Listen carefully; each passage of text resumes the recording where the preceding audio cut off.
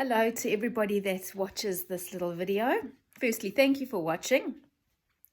I'm taking a break in my studio and I thought I was thinking about this Netflix series that I watched a couple of months ago on TV. It was called Live to 100 Secrets of the Blue Zones. You may have watched it. You may have never heard of it or of Blue Zones before.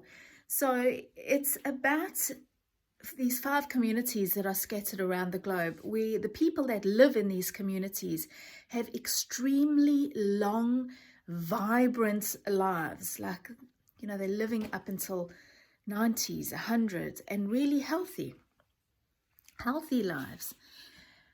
After watching the series, I thought to myself, yes, they eat really healthy and they exercise daily and they are really happy, but they live really simple lives. So what is it exactly, what more is it exactly that actually gets them out of bed every morning, like gets them excited for their day? And I ended up going down this rabbit hole of thinking, well, it has to be that they have an extremely strong sense of purpose when it comes to their life, like really feel responsible for what it is that they're doing or living, and and what they're giving to their community.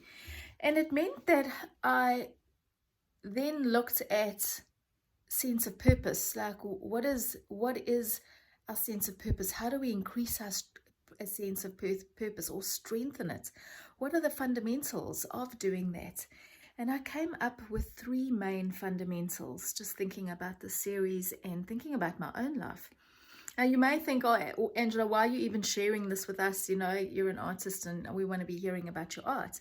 But when it comes to purpose, I mean, my purpose as an artist is extremely strong.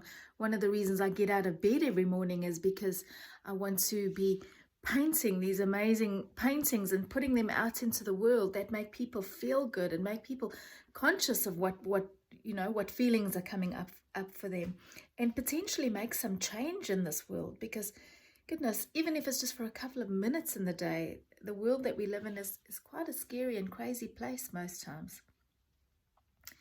Anyway, getting back to points. So the 3 fundamentals that I came up with, the first was money, the way we think about money. Now, the people in these communities aren't wealthy people. And, one of the things that really struck home was them talking about when it comes to celebrations or, religious occasions, the whole community gets together, they pool their money and they buy food and they buy alcohol and they celebrate. And in this one community, it was compared to another little town just 15 kilometers away, where these people lived in multi-million-dollar homes, and they certainly weren't living, to the ripe old age that these people were living in. And I don't think they were as happy either. So it made me consider that when it comes to, most of us have to get out of bed every morning to provide for our way of living. We have to earn a living. It comes to money.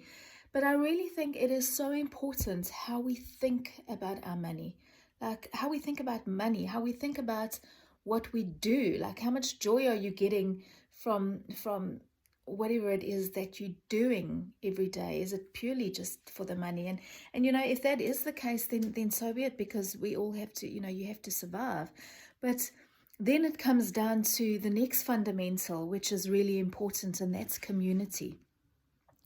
When I looked at these people living in blue zones, their sense of community is so strong. The old people look after the young people, and the younger people hold the older people in reverence because of their knowledge and everything that they pass down. So everybody has this strong sense of community. Now, there's been 3 occasions in my life where I have lost my community. And this is why I know that community is so very important. On all 3 of these occasions, I didn't have to get out of bed to earn a living because somebody else was doing that for me. First, it was when I was a young girl and my family moved from South Africa to the UK. The second was when I moved from Johannesburg to Durban. And the third was when I moved from South Africa to New Zealand. But all three of these instances, I didn't, money wasn't getting me out of bed. My husband was providing for me or my family when I was younger. And to be honest, because I had no community, I had no friends, I didn't know anybody in the towns and that we moved to, I battled to get out of bed every morning. Like, it was a struggle, a real struggle I had to overcome until I found a community. So I urge you to think about your own community. If your workplace is not providing you with a get up and go, a good, healthy community, then get out and find other places, join groups, do stuff that lights you up, and build a community around that. We also cannot hold our family, our friends, solely responsible for our own happiness when it comes to that. Which brings me to the third fundamental. And when I consider that these people in these blue zones live such happy lives, and yet, they're not wealthy, they live simple lives, but yet they have so much gratitude.